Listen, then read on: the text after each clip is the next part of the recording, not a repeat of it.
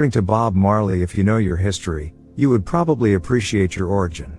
Maybe it is time we start uncovering the similarities of ethnic groups in Africa to close the historical stereotypes and differences that are always taken advantage of by leaders, especially during the political season and trade deals.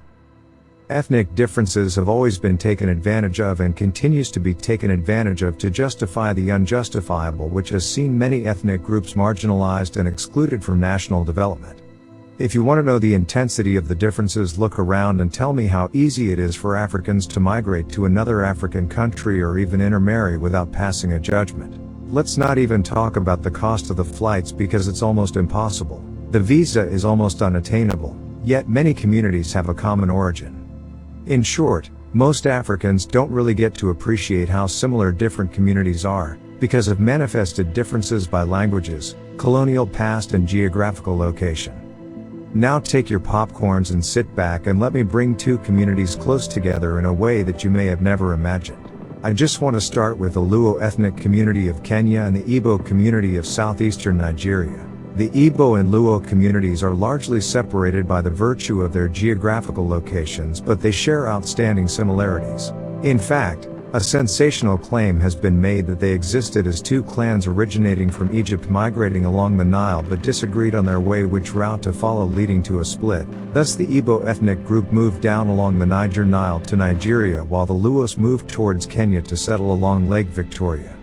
Till to date, it is not known very well, contrary to this assumption, the exact origin of the Igbo ethnic group and how they migrated. However, they claim that they are Jews, the chosen ones, and are one of the lost tribes of Israel. Could this also be true? And could it also be true that the Luos are also one of the lost tribes of Israel? Let's leave this theory for another day.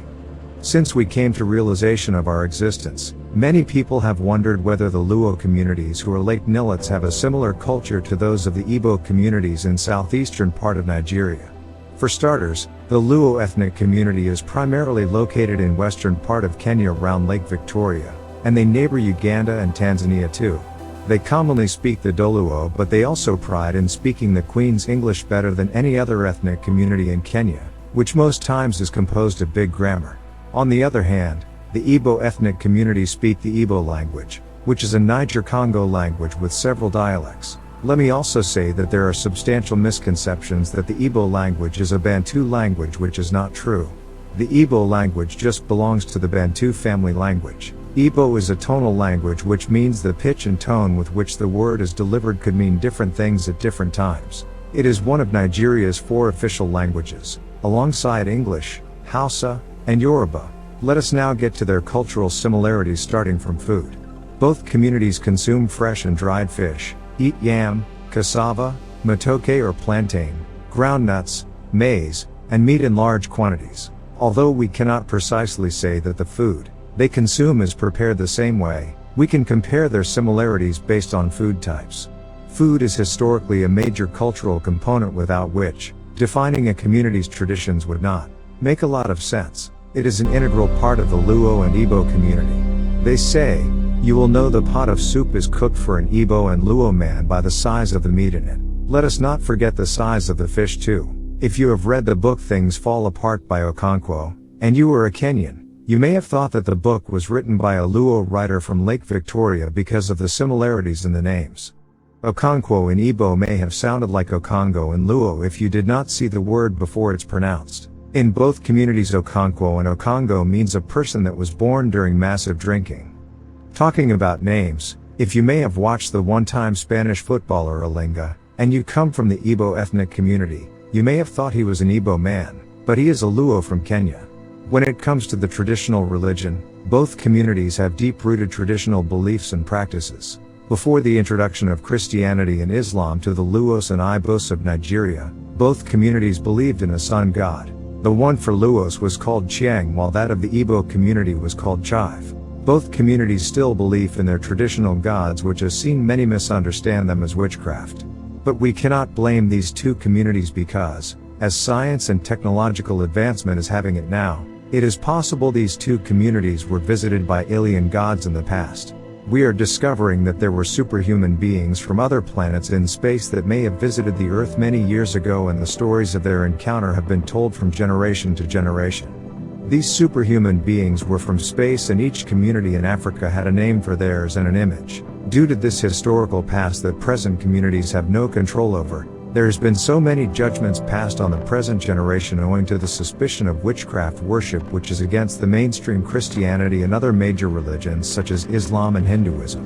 Whichever one you wish to choose, these communities do not shy away from their traditional practices. As a result, both communities still have huge respect for elders, and in the Igbo community, elders play a huge role in prescribing and describing the norms and values of community.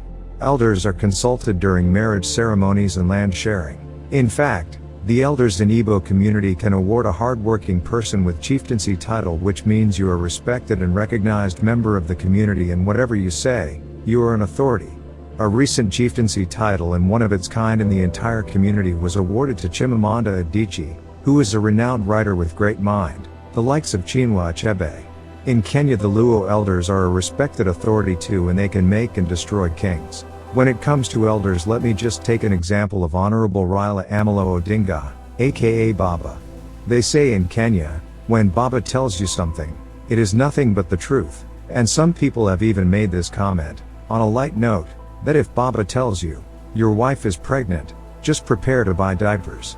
Baba's word is final, and this shows you the amount of loyalty and respect from an elder in the Luo community. Take it or leave it, the respect for elders in the Igbo and Luo communities is magnanimous, and one person leads and speaks at a time on behalf of the community. It has been also rumored that when these two communities take a stand on something, it would take so much energy for them to let go of it. I mean to say, on a very light note, they don't give up easily, their truth is final, and your head can crack if need be, to convince them otherwise, especially when they are standing for truth. They are not easy to manipulate, and when their community leader tells them to do something, it doesn't matter what it is, they will do it. It has been seen by many a weakness which could sometimes lead to self-sabotage. Let's now talk about cultural rituals such as marriage and burials. When it comes to marriage, exorbitance counts in both ethnic communities. While an Igbo man would wish to spray dollar notes to show he is wealthy and able to take care of his wife in a marriage ceremony, a Luo man would also take it a notch higher and make sure that, if he is influential, money defines the event with one word: exorbitance. For instance, on August 15, 2015, Jared Odiano, a gentleman from the Luo ethnic community, hogged the headlines after he flamboyantly went to pay dowry in Meru in Kenya, which made him a subject of discussion in social media. This came after he reportedly spent KSH 15 million in a pre-wedding party held at his native Ndiwa home. Also, in both ethnic communities, wife inheritance when a brother passes on by another brother was highly encouraged in the past, but may now have changed due to modernization and discovery of HIV. Polygamy was also a common practice in the past, but has substantially reduced after introduction of Christianity and change of family values from generation to generation. It is also rumored that these two ethnic communities take care of their wives and children very well. In fact, they show off using their children and their wives because they invest a lot.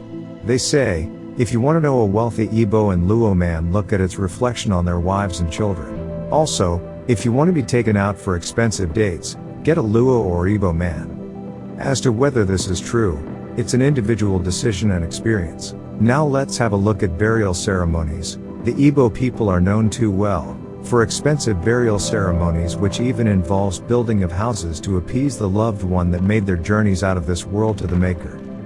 In fact, some bodies of loved ones are kept for a year before being bid goodbye, and some people even take loans to cover the costs. When it comes to the Luo ethnic community, burials are also so expensive too.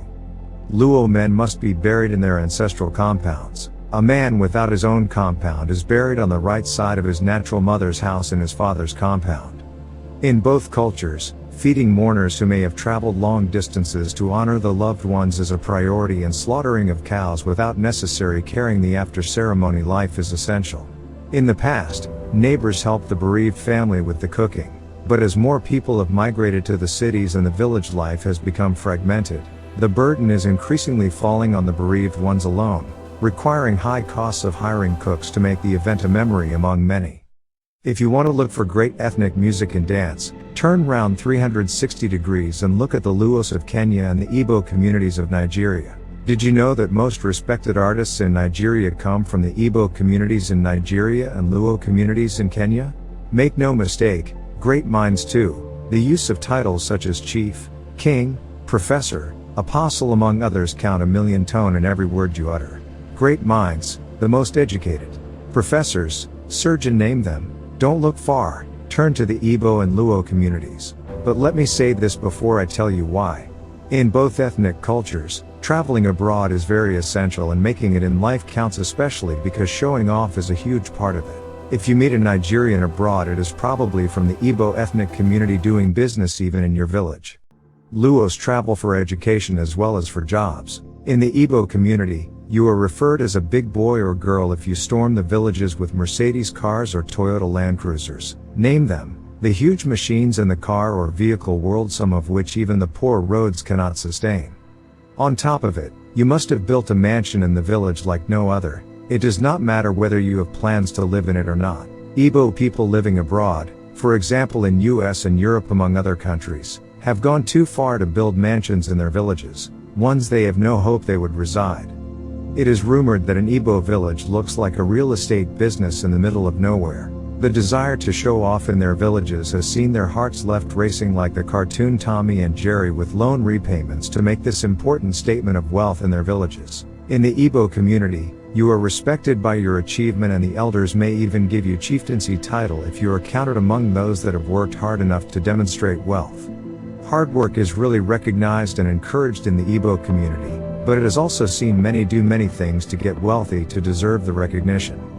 Recognition is also very important for the Luos, and buying big cars, mansions, choppers, and expensive clothes are an essential part of their lives. In fact, it is rumored that if you see musician gracing an event in Kenya with chopper, look no further than the Lake region. Versace and Gucci, gold rings, watches and diamonds ornaments, look no further than the Igbo of Nigeria and Luos of Kenya. It has been rumored that when a Luo goes abroad for studies on a scholarship, he or she would save most of them money to buy a Mercedes to show off when they return home.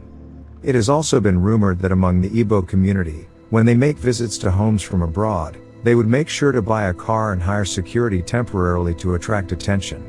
What is very important for these two ethnic groups is to get people talking about them and their achievements. They say if you enter a house of a Luo, you are greeted by expensive equipment even in the slums. Talking about achievements and wealth among these two ethnic communities is not a secret, it's a fact. Remember how Raila Odinga stole the show when he launched a brand new Hummer H3 during the 2007 general election campaign, the first of its kind to ride on Kenyan's roads since the country was founded? After learning this, if you are Igbo and you meet a Luo tomorrow, how would you feel? The same or different? Anyway, we are here at Discover Love and Revive to tell it all as it is. A journey of faith to discover and spread love and hope in the community.